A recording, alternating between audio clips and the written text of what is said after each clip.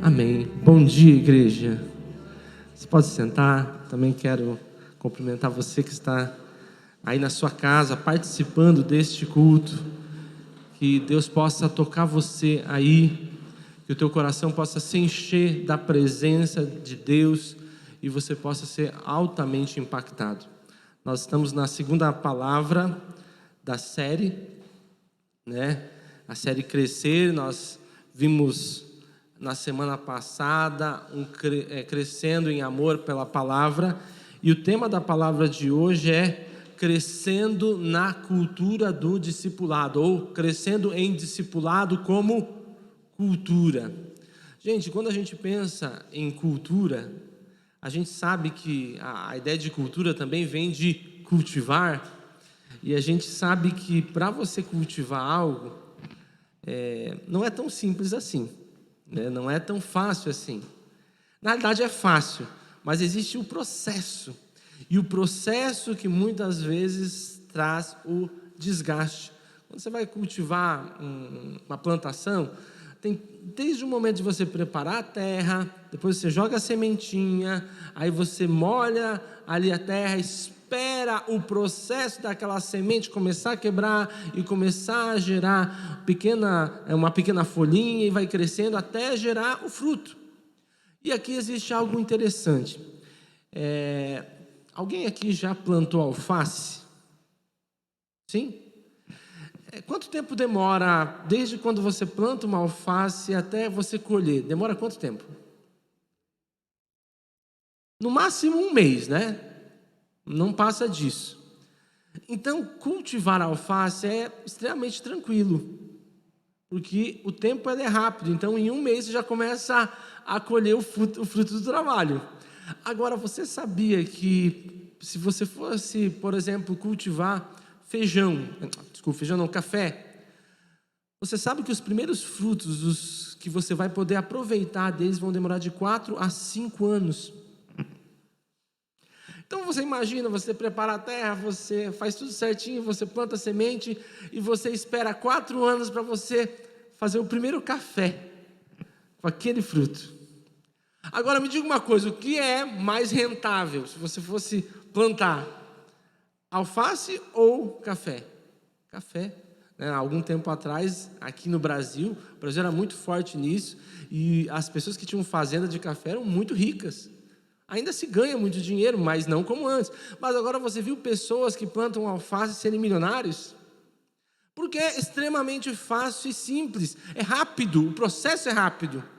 Poucas pessoas têm a paciência de esperar 4 anos para um processo. Agora, muitas pessoas têm paciência para esperar 1 mês.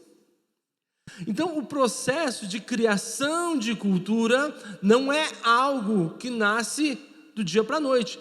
Talvez, se você for implantar algo na cultura que seja extremamente simples ou relativamente fácil, você pode até ter uma colheita rápida, mas normalmente essa colheita ela vai ser no nível do tempo que você esperou.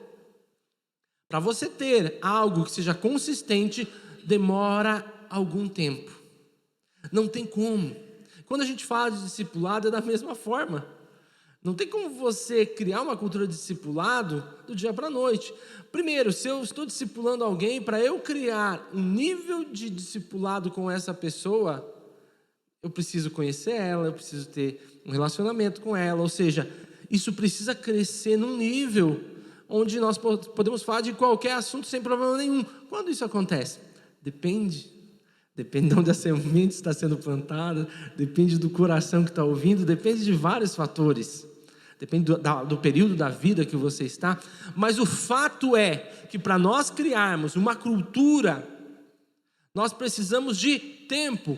Em algumas situações é um pouquinho mais rápido, mas na maioria das vezes não tem como nós pularmos etapas. Hoje nós vivemos num tempo em que as pessoas gostam de pular etapas, né?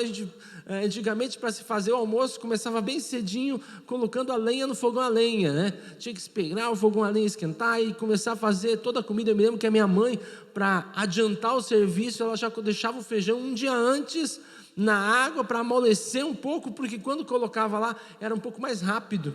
Para chegar no meio-dia já está pronto. Hoje você coloca numa panela de pressão e a gente tem um pensamento enganoso e a gente acha que de verdade, apesar de todas essas facilidades que nós temos hoje, muitas coisas podem ser adiantadas, e isso não é verdade. No processo de preparação de alguém, ele continua sendo o mesmo, não tem... Claro que você pode se expor mais, se expor menos, mas o tempo ele vai ser relativo ao tanto que você vai se dedicar àquilo. Ao mesmo tempo que era antigamente, pode ser hoje, porque depende muito disso. Nós temos como texto base da nossa série, né, Efésios 4,15, que diz assim: antes, seguindo na verdade em amor, cresçamos em tudo, naquele que é o cabeça, Cristo. Cresçamos em tudo. O que é tudo? Tudo é tudo. Tudo é 90%? Não. 99% é tudo. 100% é tudo. 99% não é tudo. E a Bíblia diz que nós devemos crescer em tudo, em todas as coisas. Muitas vezes nós escolhemos áreas da nossa vida para nós crescermos. E claro que nós vamos ter que priorizar uma área ou outra. Talvez a gente veja que essa aqui está ainda um pouquinho abaixo, preciso melhorar. Essa aqui eu estou bem, mas eu preciso melhorar mais ainda. E a gente pode escolher áreas para a gente trabalhar na nossa vida. Mas a realidade é que a Bíblia diz que nós precisamos crescer em todas as coisas. Ou seja, eu posso esse ano estar trabalhando numa área da minha vida, ano que vem vou estar trabalhando em outra, e eu vou estar crescendo em tudo. E gostaria de reforçar também a ideia do discipulado como cultura com 2 Timóteo 2,2, que diz assim, Paulo dando instruções a Timóteo: as coisas que me ouviu dizer na presença de muitos testemunhas, confiem a homens fiéis que sejam também capazes de ensinar a outros. Olha só, Paulo está dizendo para Timóteo: lembra de tudo aquilo que eu te disse? E aqui existe, nós podemos dizer que esse é um versículo chave para você entender o discipulado como uma cultura. Ele está aqui dizendo sobre 1, 2, 3, 4 gerações.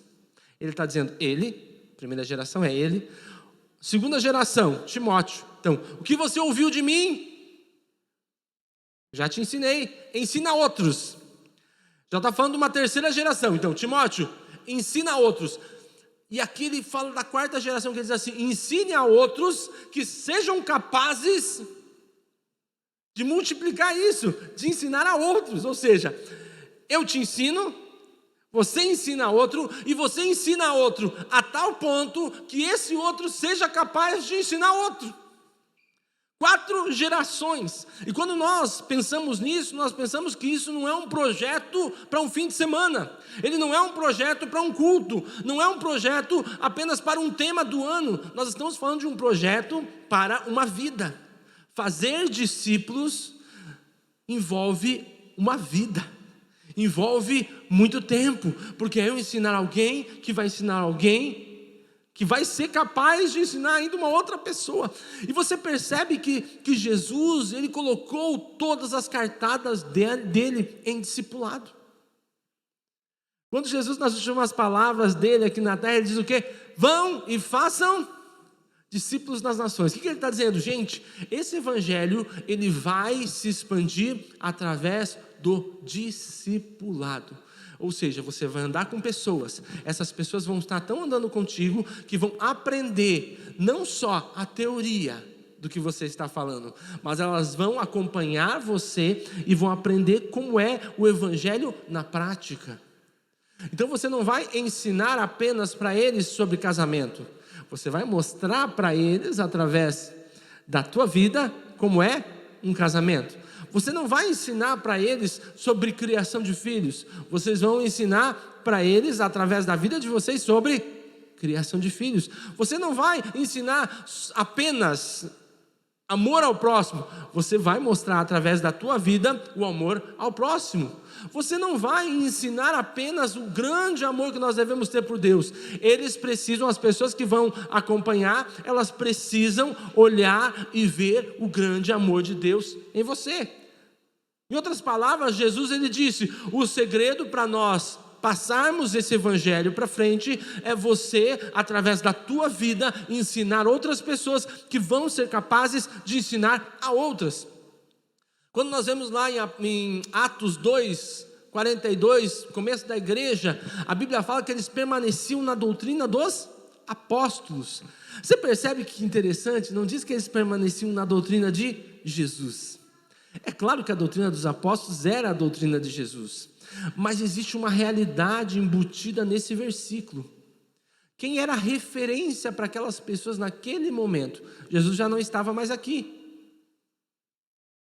Para aquelas pessoas naquele momento, a referência era os apóstolos. Quem ensinava a palavra era os apóstolos. E quem demonstrava através da sua vida como deveria o cristão ser é o apóstolo. Quando nós percebemos isso, nós começamos a entender qual é o grande plano de Deus. Nós vemos também Jesus, ele trabalhando muito, e a cultura judaica, ela trabalhava muito com essa ideia. Hoje, quando nós pensamos no nosso culto, que é uma pessoa aqui falando, e todos vocês aqui ouvindo, né? Eu tenho certeza que talvez quando a gente fala alguma coisa, você tem uma vontade de levantar a mão e perguntar: não entendi, por que você não faz isso? Porque realmente a dinâmica do culto não facilita isso. Você vai perguntar, depois o outro pergunta. Dentro dos meus 20 anos já de pregação, eu vi isso acontecer uma vez só. Eu pregando e uma pessoa levantar a mão para me fazer uma pergunta durante um culto. Nunca mais vi acontecer. Por quê? Porque não foi feito para ser dessa forma. A dinâmica não colabora para isso, diferentemente de um grupo pequeno, que você tem essa facilidade. Mas nós vemos que, então, essa cultura que nós muitas vezes temos de pregação, ela é uma cultura grega, de um orador e pessoas ouvindo, sala de aula, uma pessoa falando e várias pessoas ouvindo. Mas Jesus, ele trabalhava com uma outra dinâmica também, que era a dinâmica da mesa. Olha só a cultura, é aquele momento que ele traz os discípulos, ele mora com os discípulos e ele ensina em todos os momentos. Inclusive nos momentos que ele senta, ele abre as escrituras e ele explica as escrituras. Então ele ensina no momento que ele faz um estudo bíblico com eles, tipo, olha essa parte, sabe o que essa parte significa? Assim. Mas ele também ensina quando ele cura um leproso, que muitas pessoas consideravam uma pessoa que estava naquela situação, porque ou ele pecou, ou os seus pais pecaram. Ele ensina quando todo mundo foge do leproso, ele vai de encontro ao leproso e ele abraça o leproso e ele cura aquele leproso. Eles aprenderam muito mais do que um milagre naquele dia. Eles aprenderam compaixão.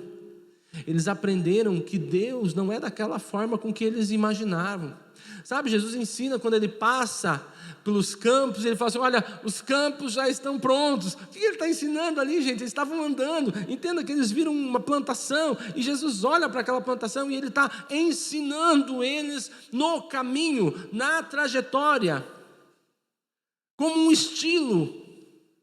Nós vemos a situação também quando Jesus ele cita a figueira. Vocês estão vendo aquela figueira, ele traz toda uma realidade de um momento em que eles estavam vivendo naquela hora. Então Jesus sim, ele tem momentos onde ele senta e ele explica a palavra, ele passa um estudo, mas em grande parte do seu ensino ou do seu discipulado, Jesus ele andava e explicava quando a situação estava acontecendo.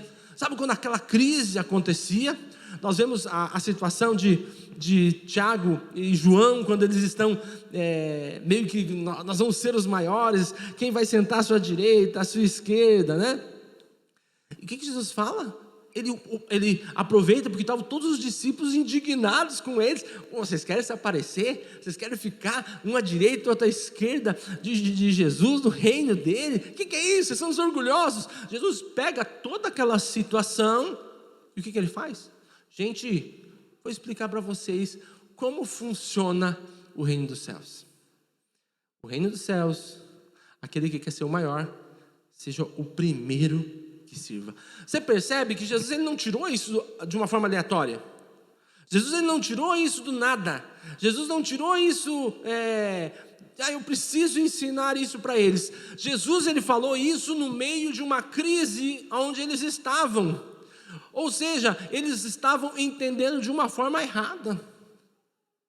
Nós vemos também a situação quando eles não são recebidos numa cidade, os discípulos chegam para Jesus e falam assim: Senhor, quer que nós lançamos fogo do céu e que consuma todo esse lugar? E Jesus olha para eles: de que espírito vocês são? E ali o que ele faz? Ele traz um ensino baseado numa realidade. Gente, é como um pai, uma mãe e filhos. Como é que você faz? Quando o filho faz alguma coisa que você vê que não foi legal, você deveria, se não faz, deveria fazer, chama ele, mostra a situação e explica a realidade. Como é, como deve ser. Gente, os nossos filhos, eles aprendem muito mais com as nossas atitudes do que com as nossas palavras. Jesus, ele sabia disso. Jesus, ele coloca um estilo de vida como discipulado. E aqui nós precisamos entender a ideia de discipulado, gente. Às vezes a gente pensa, discipulado, uma reunião. Mas o discipulado é tudo. Se você fosse perguntar para os cristãos primitivos, quantos aqui são cristãos? Talvez ninguém levantaria a mão. Porque o termo cristão foi criado bem depois, ainda de uma forma pejorativa. Como hoje as pessoas falam, os crentes. Hoje, naquela época, eram os cristãos. Era um termo pejorativo. Então, provavelmente, se você perguntasse na igreja primitiva, quantos cristãos a gente tem aqui? Ia ser algo novo para eles, cristãos. Talvez eles ficassem em dúvida, eles iriam analisar a palavra para ver se realmente se enquadrava ao que eles eram. Agora, se você perguntasse quantos discípulos existem aqui, todos eles levantariam a mão. Todos os que seguiam a Jesus eram discípulos. Por quê? Porque para eu ser um discípulo, eu preciso ter um mestre. Certo? Quem é o mestre? O mestre é Jesus. Ele é o mestre. Se ele é o meu mestre, eu sou o seu discípulo e eu ando no seu caminho. Vamos imaginar que chega aqui uma pessoa e que fala assim: eu sou discípulo, eu estou meio por fora. Agora, quem que é o melhor lutador aí do UFC ultimamente? Nenhum? Sei lá, vamos pegar então o mais antigo aí, brasileiro. Vamos pegar o Anderson Silva, tá? Chega um cara aqui e fala assim: olha, eu sou discípulo do Anderson Silva. O que você imagina dele? Se ele falar assim: vamos fazer uma lutinha aí, você entra? Não entra, por quê? Porque o mestre dele tem um alto nível.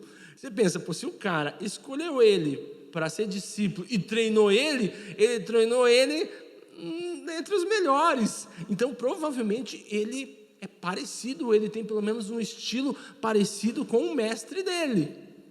Quando eu digo que eu sou discípulo de Jesus, gente, existe um peso embutido nessa realidade. Quando uma pessoa ouve que eu sou discípulo de Jesus, significa que ele é o mestre e que eu vivo na disciplina dele.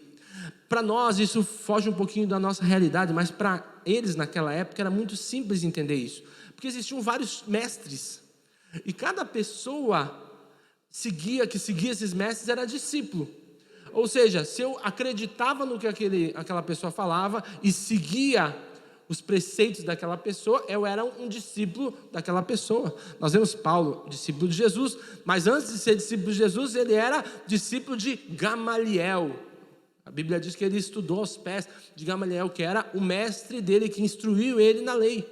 Então Jesus, ele instituiu esse discipulado, ou seja, se eu sou discípulo de Jesus, eu ando no discipulado de Jesus. E quando a gente fala, em discipulado como cultura, a gente tem que entender que você, sabendo ou não, existe uma cultura em você. E talvez uma cultura de discipulado. E talvez o discipulador, ou quem você colocou como discipulador, ou as pessoas que vocês colocaram como discipuladores, e aqui você já vai entender o que eu quero dizer, não tem padrões e princípios de Jesus. Tem muitas crianças que o seu discipulador é a televisão. Estilo, você criou um padrão. E quando nós começamos a perceber que elas começam a ter padrões ou estilos diferentes daqueles que nós tínhamos pensado para eles, nós perguntamos: o que aconteceu? O que aconteceu foi o discipulador. A televisão discipulou teu filho e ela discipulou de uma forma diferente daquilo que você queria. Você percebe? É uma cultura. Não é simplesmente eu chegar um dia e lá, eu vou explicar, filho, para você a realidade da vida. E você dá todo um sermão para ele. Não, porque existe um outro discipulador que está incessantemente, todos os dias, se você deixar de manhã, de tarde, de noite, ali na cabeça dele. Entende? Nós somos discipulados e talvez nós temos uma cultura de discipulado que não é a cultura de discipulado bíblica. Nós vivemos hoje num país com ainda maioria católica e nós percebemos ainda resquícios da salvação por obras. Nós encontramos muitas vezes dentro da igreja pessoas que ainda pensam: eu preciso fazer alguma coisa, eu preciso ser bom o suficiente para alcançar a minha salvação. Talvez a pessoa não diga isso com as palavras, mas ela faz isso com a sua atitude. O que é isso? É um discipulado de vida, mas de uma forma errada, e que te leva a conceitos e princípios que não são de Deus. Sabe, muitas vezes nós colocamos pessoas ou situações na nossa vida que são nossos ídolos. Tem muitas pessoas, e aí entra o que você lê, o que você ouve, o que você assiste. Todas essas situações estão te discipulando. Você vai conversar com uma pessoa e não estou dizendo que isso é ruim, me entenda, mas para você entender o que eu quero dizer, você conversa com uma pessoa que só leu livros de autoajuda. O que vai estar dentro do coração dela e como ela vai enxergar o mundo? Baseado na autoajuda. Você pode, você consegue, você é isso, você é aquilo. Ela vai enxergar o mundo. Aqueles autores estavam discipulando ela. Sabe, quando nós começamos a olhar o discipulado bíblico, o discipulado de Jesus, ele é um discipulado que é baseado no exemplo. Só que esse é o grande ponto. Na maioria das coisas que são importantes na vida, você não consegue ver resultados rápidos. Por exemplo, vamos pensar, o que é importante na vida? Se você é um pai, uma mãe, você criar e educar o teu filho nos caminhos de Deus, certo? Isso é importante. Quanto tempo você vai demorar para você descobrir se você fez a coisa certa? Tempo, né? Que é fácil ter um bebê, eu estou fazendo tudo certo, um bebezinho. Aí ele vai, criança, olha só que bênção. Aí chega na adolescência, já não é mais tão bênção assim. Ou seja, e aí às vezes ele dá até aquelas pisadas na bola e você fala: será que estou acertando? Não estou. E você vai descobrir isso na fase adulta da criança, do filho, né? Que já não vai mais ser criança. Você vai descobrir isso na fase adulta. Ou seja, talvez uma vida para você olhar e dizer assim: acho que consegui discipular da forma certa. Mas existem muitas coisas que não têm importância tão profunda e que você consegue mensurar e medir de uma forma rápida. Por exemplo, vamos imaginar, é fácil você criar uma criança educada. Não é que é fácil, mas dizer bom dia, boa tarde, boa noite, você ensina, ele vai chegar, bom dia, boa tarde, e todo mundo vai olhar e vai dizer: nossa, que educado. Gente, ele pode estar lá para frente ser uma pessoa terrível. É importante a educação? É claro que é. Mas muitas vezes nós priorizamos essas coisas. Ou é fácil também você educar um filho para ele ser um bom aluno, estudar, ter boas notas e passar numa grande faculdade, se formar. Isso é bom, a gente deve fazer isso. Mas de verdade isso também não é o sentido da vida. Porque se essa pessoa não tiver Jesus, tudo aquilo não valeu nada. E muitas vezes nós nos confundimos. Existe uma cultura ao nosso redor que determina o que é sucesso e o que é fracasso. O discipulado bíblico não tem a ver com sucesso ou com fracasso. O discipulado bíblico tem a ver em andar nos caminhos de Deus, ser alguém de Deus. E talvez ser alguém de Deus dentro de um contexto do mundo possa ser fracasso. Talvez na realidade do lugar onde você vive, talvez ser um cristão genuíno seja fracasso.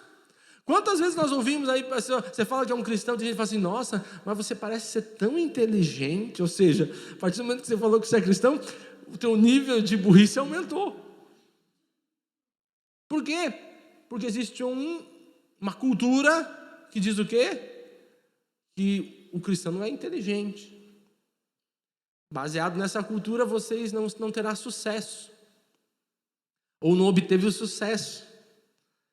Mas você percebe que quando eu procuro alguém para ser meu discipulador, através do exemplo, eu preciso olhar para aquela pessoa e enxergar além do sucesso ou fracasso. Gente, eu conheço muitas pessoas que humanamente, quando você olha para ela, você fala assim, essa pessoa tem uma vida, não tem um carro tão legal, não tem ainda uma casa, não tem... Só que ela é uma pessoa extremamente bem-sucedida nas coisas de Deus.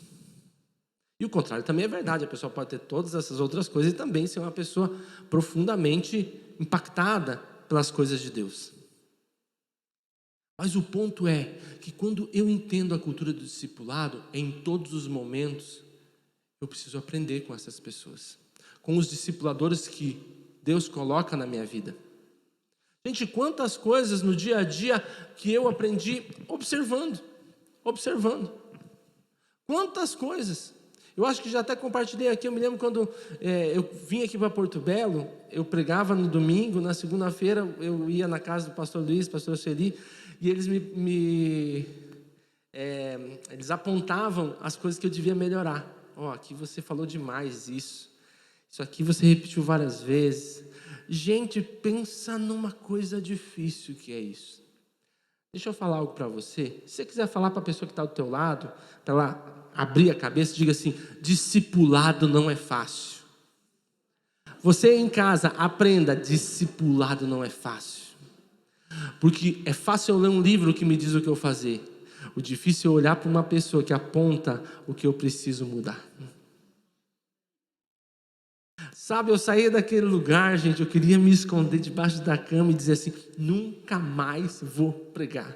No domingo eu falava assim, nossa, eu abafei. Na segunda eu falo, nossa, eu pisei muito na bola, foi muito ruim. Porque a minha perspectiva, dentro da minha realidade para aquela época, tinha sido perfeito dentro do que eu sabia. Só que na segunda eu descobria que eu precisava melhorar mais. E é difícil quando alguém te aponta algo. Aí o que acontecia? Segunda-feira era a minha crise, eu ficava em crise, nunca mais vou pregar, não quero mais. E na terça eu já compreendia e eu começava, então agora qual que são os pontos? Esse, então eu vou melhorar. E na outra vez eu errava, mas não mais daqueles. Entendeu? Aqueles eu superava. Só que sempre tinha alguma coisinha, né? Então eu melhorava naqueles e apareciam outros. E eu ia... Sabe, esse é o processo. Sabe, é o processo da vida. Quantas situações, às vezes no casamento, eu me lembro, logo quando eu casei, gente, eu tinha 25 anos, a minha esposa tinha 18. E aí, primeiros dias assim, gente, a gente vive os primeiros dias é a lua de mel total. Aí, quando a lua de mel acaba, começam os conflitos, coisas pequenas. Eu tenho meio que um toque em algumas coisas, tipo, eu não gosto que aperte a pasta de dente no meio, eu tenho que apertar tudo assim, sabe? E ela era no meião, sabe? E aí, sabe, aquilo me incomodava profundamente. Sabe, me incomodava profundamente. E aí a gente começava com aquelas brigas por nada, por coisas muito pequenas. E aí brigava, quer saber de uma coisa? Não vou dormir com você. Tipo, birra. Sabe, era muito pequeno, era tudo muito pequeno. Só que assim, eu vou mostrar para você como eu fiquei desagradado com você apertando a pasta de dente no meio. A minha pasta de dente. Né, que eu cuido com tanto carinho e você faz isso. Isso é muito grave. Você percebe? Quando você olha isso de fora, isso parece ser tão ridículo. E realmente é. Aí o que acontecia? Aí ficava, e sempre era alguma coisa, porque são tantas coisas pequenas, e essas coisas pequenas acontecem todo dia, cai na realidade do mundo. Aonde eu me baseava? Na vida das pessoas que estavam me discipulando. Como é que era o casamento deles? Como é que eles lidavam com isso? Eu ia lá, eu perguntava, tá, você acha isso normal? Todo indignado, tentando persuadir eles, né? Você acha isso normal? Apertar a pasta de dente no meio? Isso é absurdo, não é? Isso é normal. Sabe, não é isso que eu quero ouvir. Mas eu ouvia, e eu comecei a perceber e cair na realidade que aquilo era normal. Eu ainda não gosto que aperta a pasta dentro no meio. Mas hoje eu vou lá e eu arrumo. E se eu me incomodar a tal ponto, eu compro agora aquelas de tubo, sabe? Que não precisa mais apertar, só gira e acabou. Acabou a minha dificuldade. O ponto é que eu comecei a olhar para as pessoas que estavam ao meu redor. Líderes espirituais, não era para qualquer pessoa. Para casamentos que eu considerava não perfeitos, porque não existe isso, mas casamentos que eram exemplo de casamentos cristãos. Isso aqui eu tenho que melhorar, aquilo eu tenho que melhorar. Gente, eu preciso melhorar muita coisa, mas as coisas que eu melhorei observando a vida das pessoas, dos meus líderes espirituais. Sabe, são pequenas coisas, a gente acha que chega um momento que a gente não precisa mais. Deixa eu falar algo para você. Eu venho sempre nos 2 cultos todo domingo. Eu estou aqui. Só que nos cultos no domingo, muitas vezes eu não consigo prestar tanto atenção como eu gostaria. Estou às vezes numa filmagem, estou fazendo alguma coisa, outra. O que acontece? Na segunda-feira eu ouço a palavra. Toda segunda-feira eu ouço. Então eu ouço mais ou menos de manhã, mais ou menos de noite, mas na segunda-feira eu escuto de novo. Por quê? Porque eu acredito que o nosso pastor ele tem direções de Deus. E eu preciso me colocar embaixo dessas direções para eu entender e receber. Você percebe? É uma postura que a gente se coloca. É um estilo de vida. E eu faço isso há muitos anos. Quando eu comecei a perceber que eu não, pela atividade que a gente às vezes faz na igreja, a gente não consegue prestar atenção como deveria no culto, eu comecei, já fazem anos que toda segunda-feira eu escuto a palavra, eu escuto até a minha palavra. Amanhã é o dia que eu vou escutar a minha. Para quê? Porque eu sei que Deus vai me usar para falar coisas para mim mesmo hoje. Você pode ter certeza, amanhã eu estou ouvindo a minha, para ouvir, para aprender o que Deus tem para mim, e para eu me corrigir nas coisas que eu achei que eu pisei na bola. Consegue entender? Isso é cultura. Nós precisamos criar essa cultura, a cultura de ouvir, a cultura de honra. Eu já falei para vocês aqui numa última pregação, se eu não me engano, a diferença de honra e de respeito. Eu posso respeitar uma pessoa porque ela tem uma certa idade, eu respeito ela, mas honra é quando eu escuto o que ela fala. O que ela fala tem peso sobre a minha vida. Quando nós honramos as pessoas, os nossos líderes espirituais, entendemos essa cultura, nós começamos a receber um casamento melhor, começamos a receber uma criação de filhos melhor, começamos a receber uma vida espiritual melhor, sabe, em pequenas coisas. Quantas vezes eu ia na casa da pastora de férias, meus 18, 19 anos, sabe o que ela fazia de manhã comigo? Primeiro ela já traçava várias coisas que ela queria que eu escutasse. Aí, lembra o Walkman? Ela colocava um fone no meu ouvido e ela falava assim, não, pode descansar, você está de férias, né? Descansa, fica dormindo aí, mas fica escutando. E ela colocava o fone e eu tinha que ir dormindo, ouvindo, aprendi ali, né, meio dormindo e ouvindo. Depois ela perguntou, aí, o que você achou? Bem, a parte que eu ouvi, né? Mas o caso aqui era proposital aquilo. Vamos aproveitar o tempo, vamos fazer o tempo, vamos remir o tempo, vamos aproveitar cada segundo que a gente tem ali. Sabe, isso é como cultura. É como cultura. Quando a gente se reúne, o que a gente fala? A gente só joga palavras que não levam a lugar nenhum, ou a gente edifica alguma coisa? As pessoas que você se reúne, você teria 2 motivos para se reunir com essas pessoas. Uma, poder levar algo de Deus para elas. discipular essas pessoas com a tua vida, ou você se reunir com pessoas que vão discipular você, passar para você. São dois motivos: ou eu estou para influenciar pessoas a respeito das coisas de Deus, ou eu estou para receber influência de alguém sobre as coisas de Deus. Então são dois motivos. Se eu tiver o terceiro motivo, que é só estar ali sem fazer absolutamente nada, isso é perca de tempo. Nós estamos aqui para criar uma cultura de discipulado. Sabe, nós precisamos aprender a olhar tanto grandes coisas quanto pequenas coisas. Observe como é que o teu líder trata os filhos, como ele trata a esposa. Aprenda. Sabe, como ele resolve as coisas. Lembro de um testemunho que eu ouvi uma vez, que era um líder de jovens que resolveu fazer uma casinha de cachorro para o cachorro dele. E aí ele chamou um menino lá da igreja para ajudar ele, que era um menino que entendia sobre marcenaria. E aí eles saíram, foram comprar as coisas que eram necessárias, ficaram o dia inteiro juntos fazendo a casinha de cachorro. No outro dia, a mãe do menino liga para ele e fala assim: o que é que você fez com o meu filho? Ele diz: como assim? O menino está impactado com você. Ele falou: não fizemos nada, só fizemos uma casinha de cachorro. Ela falou assim: ele ficou espantado a forma como você lidou quando você comprou as coisas. Você não ficou insistindo e barganhando com o cara para sugar cada centavo dele. Você foi agradável na compra. Sabe, no momento que você bateu o martelo no teu dedo, você não gritou, não falou um palavrão, não xingou. Você não ficou reclamando o tempo todo na maneira com que você estava fazendo aquilo. Ele falou assim: ele nunca tinha visto aquilo. E ele disse para a mãe dele assim: mãe, agora eu acredito que o que eles falam na igreja é verdade. Percebe?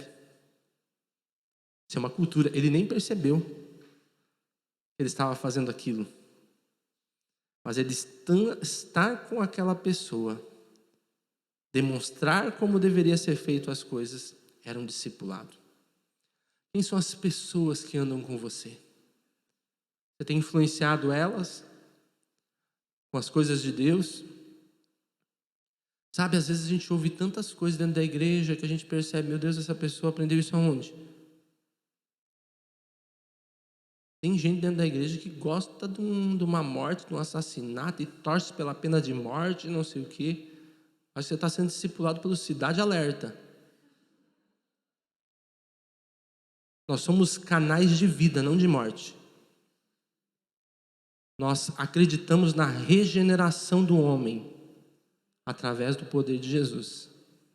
Quando você diz que não existe mais chance para alguém, que tem que matar mesmo, você está invalidando totalmente o poder de Deus.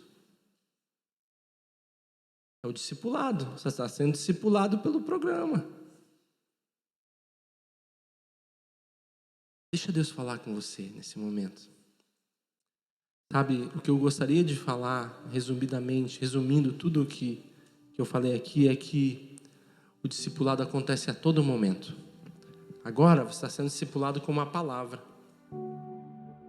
Mas talvez daqui a pouco, quando o culto terminar, você vai ser discipulado com as pessoas que estão aí perto de você, com a atitude delas, como elas agem, como elas exercem o cristianismo delas. Sabe, eu olho hoje para o mundo evangélico e eu tenho um peso no meu coração, porque as pessoas não estão procurando referenciais de cristãos, estão procurando referenciais de pessoas bem-sucedidas. E quando eu falo bem-sucedidas, são pessoas bem-sucedidas no que o mundo acha que é ser bem-sucedido. Se uma pessoa tem no canal dela 1 milhão de seguidores, isso significa que ela é boa, que ela fala muitas coisas boas. Sabe? E aí nós começamos a ouvir pessoas que talvez nem saibam o que estão falando, porque todo mundo ouve.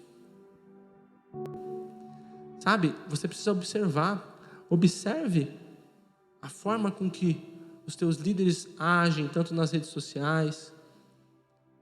Sabe, existe um peso muito grande quando você fala algo. Você não pode falar algo que você não tem uma certeza absoluta e coloque aquilo para, às vezes, muitas pessoas, de uma forma leviana, tomam aquilo e tomam atitudes que muitas vezes são até anticristãs. Sabe, observe esse tipo de coisa. A simplicidade, a Bíblia fala, não ambicioneis as coisas altas, mas afeiçoai-vos às humildes. O que eu quero dizer com isso? Que você não pode ter coisas, não é isso que eu estou falando. Mas tudo isso é consequência de uma vida com Deus. Você ter coisas não significa que você é aquelas coisas. Humildade,